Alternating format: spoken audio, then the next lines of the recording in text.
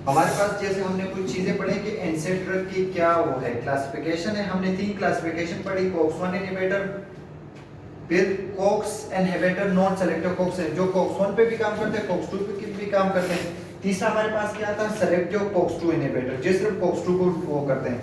हमने देखे जब हम इसकी साइड इफेक्ट क्या है, जब हम कॉक्स को इनहिबिट करते हैं, जैसे हम क्या करते हैं, ऐसा ड्रग देते हैं, सॉरी इसको थोड़ा स्टॉप करो, इसको मैं थोड़ा, जब हम सेलेक्टिव कॉक्स 1 इनहिबिटर या नॉन सेलेक्टिव कॉक्स इनहिबिटर जो कॉक्स 1 और कॉक्स 2 दोनों को इनहिबिट करते हैं, या सेलेक्टिव कॉक्स 2 इनहिबिटर ये ड्रग देंगे तो इसके क्या साइड इफेक्ट हो सकते हैं। अगर हम देखो, अगर जीआई म्यूकोसा पे इसके क्या काम है, अगर मैं केटोलिक देता हूं या एंडोमेथासिन देता हूं, और तीसरा कौन सा था सेलेक्टिव कॉक्स 1 इनहिबिटर में, एस्पिरिन। हाँ एस्पिरिन देता हूं, तो इसकी वजह से क्या होता है, आपकी पीजीयू2 जो फिजियोलॉजिकल है, हमने देखा कि कॉक्स 1 इनहिबिटर क्या है, फिजियोलॉजिकल होता है कॉक्स 1।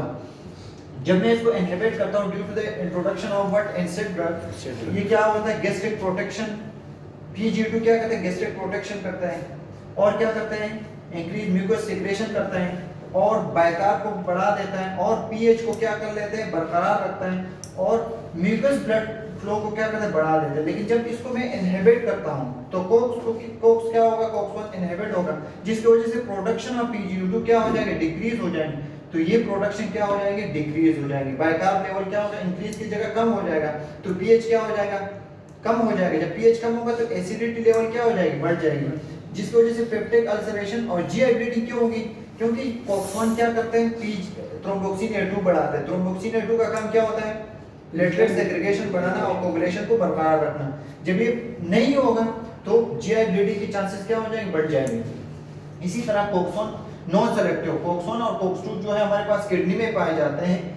कॉक्स 1 का किडनी में क्या काम है, पीजीयू2 का काम क्या होता है, दो कॉक्स 2 जो है पीजीआई2 बनाते हैं, कॉक्स 1 जो है वो पीजीयू2 बनाता है, जो क्या कर लेता है, आपकी जो वेजोडाइलेशन कराता है, कौन, पीजीआई2। जब वेजोडाइलेशन होगा तो ग्लोमेरुलस फिल्ट्रेशन रेट बढ़ेगा और पेशेंट का यूरिन आउटपुट सही होगा। लेकिन जब हम इसको इनहिबिट करते हैं तो वेजोडाइलेशन नहीं होगा, जब वेजोडाइलेशन नहीं होगा तो glomerulus filtration rate will be decrease down. तो फिर क्या होगा, जब इसको हम इनहिबिट करते हैं तो फिर क्या होगा, सोडियम वाटर रिटेंशन होगी, पेशेंट क्या होगा, हाइपरटेंसिव होगी, ब्लड प्रेशर बढ़ेगा इस ड्रग की वजह से। और क्या होगा, हेमोडायनामिक एक्यूट किडनी इंजरी हो सकती है due to the introduction of what, केटोलिक के देने की वजह से भी हो सकते हैं, और कॉक्स 2 में हमारे पास कौन से आते हैं, डेक्लोपेनिक की वजह से। पेशेंट क्रोनिक किडनी इंजरी के साथ हो तो हम डेक्लोपेनिक देंगे, नहीं दे सकते, सेलोकोक्सिब दे सकते हैं, नहीं दे सकते हैं। इसी तरह हमारे पास कौन सा है, कार्डियोवैस्कुलर पे काम क्या होता है, अगर हम इस तरह एनसेड देंगे, इस एनसेड की वजह से पीजीआई2 का काम क्या होता है, वेजोडाइलेशन है। लेकिन जब इसको मैं इनहिबिट होऊंगा तो वेजोडाइलेशन होगी, नहीं होगी, तो चांसेस ऑफ एमआई की चांसेस क्या होगी, बढ़ जाएगी, और स्ट्रोक की चांसेस क्या हो जाएगी, बढ़ जाएगी, due to the introduction of what, NSAID drug. सही है। तो इसी तरह हम बोल सकते हैं कि एनसेड ड्रग एक तरफ से हम पेन किलर देते हैं, लेकिन इसके नुकसान ये हो सकते हैं। इसी तरह अगर हम कॉक्स 1 को इनहिबिट करते तो chances of platelet thromboxane A2 क्या हो जाएगी, कम हो जाएगी। जब थ्रोम्बोक्सिन A2 कम होगी तो चांसेस ऑफ प्लेटलेट सेग्रीगेशन क्या हो जाएगी, कम हो जाएगी, जिसकी वजह से वेजो कंस्ट्रक्शन भी होगी और चांसेस ऑफ ब्लीडिंग क्या हो जाएगी, बढ़ जाएगी। तो दोनों नुकसानदायक चीज है। तो एनसेड ड्रग क्या फायदेमंद है, कोई भी ड्रग जो है फायदेमंद नहीं होती है। हमारे पास कुछ इस तरह स्लाइड प्रेजेंटेशन में भी है कि और क्या चीज है। हमने ये पढ़ा था कि जब हम ये क्या हो जाए, हम क्या करते हैं, जब हम ये ड्रग देते हैं, कौन सा ड्रग, एनसेड ड्रग देते हैं, वो क्या कर लेते हैं, एनसेड ड्रग क्या करते हैं, पीजीयू2 की प्रोडक्शन और पीजीआई2 की प्रोडक्शन को कम कर देते हैं। अगर पीजीयू2 क्या होता है हमारे पास नॉर्मल फिजियोलॉजिकल, वो क्या करते हैं, बायकार्ब लेवल को बढ़ाते हैं, पीएच को क्या करते हैं, बरकरार रखते हैं, तो chances of GI bleeding, chances of stomach ulceration को क्या कर लेते हैं, कम कर लेते हैं। जब इसको हम इनहिबिट करते हैं तो पीजीआई2 की प्रोडक्शन क्या हो जाएगी, बढ़ जाएगी। जब पीजीआई2 की प्रोडक्शन कम हो जाएगी, तो पीजीयू2 की प्रोडक्शन जब कम होती है तो फिर क्या होगा, चांसेस ऑफ अल्सरेशन क्या हो जाएगी, बढ़ जाएगी, क्योंकि वो क्या करते हैं, आपके बायकार्ब लेवल को, पीजीयू2 क्या करते हैं, बायकार्ब लेवल को बढ़ा देता है।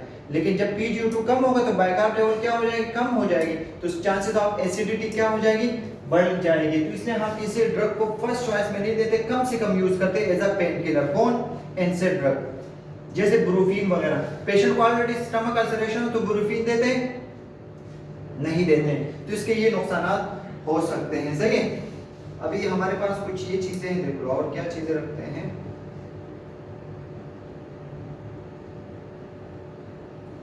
हाँ ये हो गई। इंडिकेशन देखो, माइल्ड टू मॉडरेट पेन में देते हैं कौन? एनसेड। जैसे ओस्टाइटिस में देते हैं rheumatoid arthritis, fever, cold, flu और dysmenorrhea, difficulty in menses cycle. और क्या? Prevent for MI, stroke, whitening blood. जैसे एस्पिरिन जो है हम किस कंडीशन में देते हैं? एमआई में देते हैं या नहीं? और साइड इफेक्ट क्या है? Gastric irritation. गैस्ट्रिक इरिटेशन क्यों करते हैं? पीजीई2 कम होता है। जब पीजीई2 कम होगा तो चांसेस ऑफ स्टमक इरिटेशन क्या हो जाएगी? बढ़ जाएगी, क्योंकि पीएच को कम कर देता है, एसिडिटी बढ़ा देता है। कौन? ये ड्रग। और क्या है? एनोरेक्सिया, नोजिया, वोमिटिंग कराता है। एनोरेक्सिया, नोजिया, वोमिटिंग क्यों कराएगा? और हमारे पास increase bleeding tendency. Increase bleeding tendency क्यों बढ़ी? क्योंकि कॉक्स1 जो है क्या कराता है? थ्रोम्बोक्सिन A2 बढ़ाता है, जिसकी वजह से कोगुलेशन को क्या करते हैं? बरकरार रखता है। लेकिन जब ये कम हो जाता है तो टेंडेंसी ऑफ ब्लीडिंग क्या हो जाएगी? बढ़ जाएगी, due to the introduction of what? NSAID drug. और क्या है? बोन मैरो डिप्रेशन भी कराता है। मीन एनसेड ड्रग की देने की वजह से एनीमिया भी, ल्यूकोपीनिया और थ्रोम्बोसाइटोपेनिया करता है। पेशेंट ऑलरेडी प्लेटलेट्स कम हो पेशेंट की, तो हम एनसेड ड्रग दे सकते हैं? नहीं दे सकते। पेशेंट ऑलरेडी नेफ्रोटॉक्सिसिटी सीकेडी के साथ हो तो हम एनसेड ड्रग देंगे? नहीं दे सकते। कंट्राइंडिकेशन ये है कि हम इस कंडीशन में ये ड्रग नहीं दे सकते। पेप्टिक अल्सर डिजीज के साथ हो, जीआई और अदर ब्लीडिंग डिसऑर्डर के साथ हम ये ड्रग नहीं देंगे। History of hyper sensitivity reaction, allergy के साथ नहीं देंगे। इंपेयर्ड रेनल फंक्शन जो हमने बता दिया, और चिल्ड्रन को बड़े एहतियात से देंगे। इंपॉर्टेंस एस्पेक्ट वाइल, जब हम एस्पिरिन देंगे तो फिर क्या होगा? Use in analgesic, anti inflammatory, antipyretic और एंटीप्लेटलेट्स देते हैं। एंटीरिपोर्टेड एस्पिरिन स्लोली अब्जॉर्ब होते हैं। और क्या? एडमिनिस्टर एस्पिरिन विद मील हम देते हैं ताकि कोई गैस्ट्रिक इरिटेशन ना हो, खाने के साथ देते हैं। प्लेटलेट्स कम, ऐसे नहीं पेशेंट का प्लेटलेट्स 150 से कम हो तो हम एस्पिरिन देंगे? नहीं दे सकते हैं। मैनिफेस्टेशन ऑफ एस्पिरिन ओवरडोज, जैसे ओवरडोज अगर देंगे, ज्यादा एस्पिरिन यूज करने की वजह से nausea, vomiting, fever, fluid electrolyte imbalance होता है, तो हम क्या कर सकते हैं? हम पेशेंट को वो ड्रग क्या करते हैं? कम कर देते हैं। हमारे पास एसिडोमिनाफिन कौन सा ड्रग है? पेनाडोल है, जो आप लोग पेनाडोल खाते हैं। वो एनसेड नहीं होता है, लेकिन पेशेंट ऑलरेडी हेपेटोटॉक्सिसिटी के साथ हो, लीवर टॉक्सिसिटी के साथ, इस कंडीशन में हम पेनाडोल देंगे? एसिडोमिनाफिन नहीं दे सकते। तो बी केयरफुल होना चाहिए। एग्जांपल में ये पेनाडोल है। हमारे पास असेसमेंट क्या है? जब पेशेंट को हम एनसेड देंगे तो क्या होगा?